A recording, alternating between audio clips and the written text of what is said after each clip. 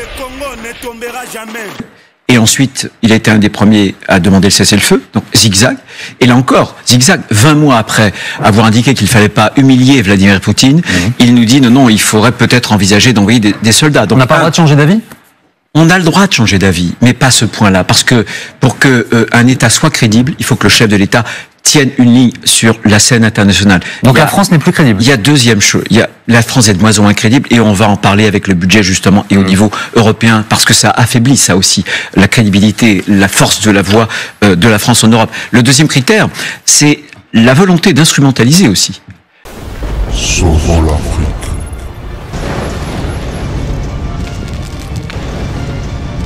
Bonjour Bruno Retailleau. Bonjour Jean-Baptiste Boursier. Vous êtes sénateur de Vendée, président du groupe Les Républicains au Sénat. Est-ce qu'il faut maintenir la cérémonie d'ouverture en plein air sur la scène ? Je rappelle que c'est une première et qu'il y aura 600 000 personnes qui vont se masser pour regarder cet événement. Pour l'instant, je pense que oui. Il faut prendre les dispositions pour que cette fête sportive soit possible. Maintenant, on a tous des interrogations pour savoir si la France est bien prête. Et il faut se préparer. Il y aura un signal, selon vous, qui ferait qu'il faudrait passer au plan B, comme dit Emmanuel Macron ? Bien sûr, le signal, ce sera les services de renseignement français, parce que je dois dire que nous avons d'excellents services de renseignement. Sur le plateau, vous venez d'informer les spectateurs que vous aviez déjà en janvier, puis en mars, 2 attentats qui ont été déjoués. Donc c'est en réalité nos services de renseignement, mais aussi les services de renseignement étrangers, notamment américains et autres occidentaux, qui nous diront quel est l'ordre de la menace, la gravité. Les services américains qui avaient prévenu la Russie de l'imminence d'une attaque, Vladimir Poutine, hier soir, réaffirme que si ce sont des extrémistes islamistes qui ont attaqué la Russie, derrière eux, il y a l'Ukraine. Bien sûr. Vladimir Poutine, pour moi, c'est le retour de l'État KGB. C'est un ancien du KGB. C'est avec le retour de l'État KGB en Russie, c'est le retour du mensonge, c'est le retour de la délation, c'est le retour de l'assassinat politique, Alexeï Navalny. Donc il ne faut pas s'étonner de cette série de contre-vérités. C'est dans l'ordre du gouvernement russe et soviétique. L'attitude d'Emmanuel Macron face à Vladimir Poutine ces dernières semaines, comment est-ce que vous la jugez ? J'ai lu partout, la colombe est devenue faucon. Non, je la juge avec 2 critères. Il y a un premier critère, c'est le zigzag permanent. Il l'a fait sur Israël, souvenez-vous. Il avait demandé, quelques jours après le 7 octobre, une coalition internationale de type Daesh. Personne n'en voulait. Sauvons l'Afrique. Et ensuite, il a été un des premiers à demander le cessez-le-feu, donc zigzag. Et là encore, zigzag, 20 mois après avoir indiqué qu'il ne fallait pas humilier Vladimir Poutine, il nous dit non, il faudrait peut-être envisager d'envoyer des soldats. Donc, on n'a pas le droit de changer d'avis ? On a le droit de changer d'avis, mais pas à ce point-là, parce que pour que un État soit crédible, il faut que le chef de l'État tienne une ligne sur la scène internationale. Donc la France n'est plus crédible. Il y a deuxième chose, la France est de moins en moins crédible, et on va en parler avec le budget justement et au niveau européen, parce que ça affaiblit ça aussi la crédibilité, la force de la voix de la France en Europe. Le deuxième critère, c'est la volonté d'instrumentaliser aussi la scène politique étrangère sur la scène politique nationale.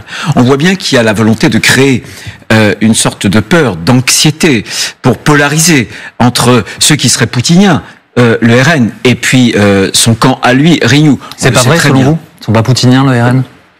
Écoutez, c'est à eux s'expliquer. En tout cas, ils ont eu ces amitiés poutiniennes très proches, bien sûr. Ils s'en défendent aujourd'hui. Alors, vous faites allusion aux chiffres de l'INSEE qui ont été rendus publics là, il y a quelques minutes. 5,5% de déficit. Je rappelle que l'objectif fixé par l'Europe, c'est 3%. Bruno Le Maire redit qu'il y sera en 2027. En tout cas, qu'il fera tout pour y être. Il fera tout pour y être. Il s'y est engagé. Ça vous fait sourire ? Oui, ça me fait sourire. Je vais vous dire pourquoi. D'abord, c'est un des pires dérapages qu'on ait eu depuis le début de la Ve République. Prévision initiale 4,9. Exactement. Ensuite, ça fait partie des pires résultats de toute l'Europe. On est désormais le cancre de l'Europe. Donc avant-dernier. Il y a l'Italie derrière nous. Exactement. Avant-dernier, l'Europe est pour l'endettement. Il y a juste l'Italie et la Grèce. Et encore, la Grèce, elle arrive en excédent budgétaire et non pas en déficit budgétaire. Donc c'est catastrophique. Ça signifie que les 2 mandats d'Emmanuel Macron, qu'on qualifiait de Mozart de la finance, risquent de s'achever sur un requiem pour les finances publiques. C'est le président le plus dépensier de la Ve République. Et la France aujourd'hui est le Sauvons l'Afrique. pays le plus mal géré d'Europe. Mais l'élément que je veux vous apporter, c'est que le rapporteur général du Sénat, Jean-François Husson, il y a quelques jours, c'était le 21 mars, jeudi dernier, est à Bercy. Il a fait ce qu'on appelle un contrôle sur place et sur pièce. Et on a saisi je crois que c'était à la direction du Trésor, en tout cas à Bercy, une note qui a été adressée le 16 février au ministre. Cette note, que dit-elle ? Elle dit que pour atteindre, en réalité, les objectifs que le gouvernement s'est donnés pour précisément atteindre les 3% en 2027, il faudrait que l'économie cette année soit pas de 10 milliards, mais de 30 milliards. Donc qu'est-ce qui va se passer ? Je le dis à vos téléspectateurs. On va nous balader, on va amuser la galerie avec les 10 milliards jusqu'aux élections européennes, et badaboum, après les élections européennes, on va dire mais le compte n'y est pas, il va falloir en faire plus. Donc ça veut dire quoi ? C'est-à-dire augmenter les impôts ? Certainement pas. Certainement pas. On est le pays le plus taxé de l'OCDE. Mais vous pensez qu'ils vont le faire ? Que le gouvernement va le faire ? J'espère que non. S'il le faisait, ce serait une erreur. Est-ce que, Jean-Baptiste Boursier, ça fait des années que la France taxe toujours plus. Taxe, des prélèvements, etc. Est-ce que, pour autant, ça a pu améliorer le déficit, l'endettement ? Non. Donc on voit bien qu'il n'y a pas une relation entre toujours plus d'impôts et toujours plus de recettes. Au contraire, il y a un moment donné où plus vous imposez et moins il y a de recettes. Donc comment on fait alors ? Eh bien on fait une réforme. On arrête de toujours plus dépenser et on fait la réforme. La solution, ça ne doit pas être la solution d'Emmanuel Macron. Pour lui, dès qu'il y a un problème, il y a de la subvention, il y a des dépenses, ça doit être la réforme. La réforme, ça veut dire quoi ? Réformer l'État, réformer aussi le modèle social. Réformer l'État, ça veut dire réformer son périmètre, son organisation. Quelques exemples. Mais c'est ce qu'il a demandé à ses ministres, c'est ce qu'il a demandé à son administration. Mais ils ne le font pas, ils ne le font pas. Je vais donner quelques exemples. On a 1200 agences, dont, dans ces agences, Sauvons l'Afrique. là, 438, ce qu'on appelle des opérateurs de l'État. Ils ont obtenu une subvention d'augmentation de 5 milliards, 81 milliards, plus de 400 000 postes. Ils ne servent à rien ? Mais beaucoup servent à rien. Certains servent, mais il faut leur donner des objectifs. On leur donne même pas des objectifs. Autre proposition que je fais, sur les fonctionnaires, beaucoup sont au statut essentiellement, Oui. et il faut qu'ils soient contractuels.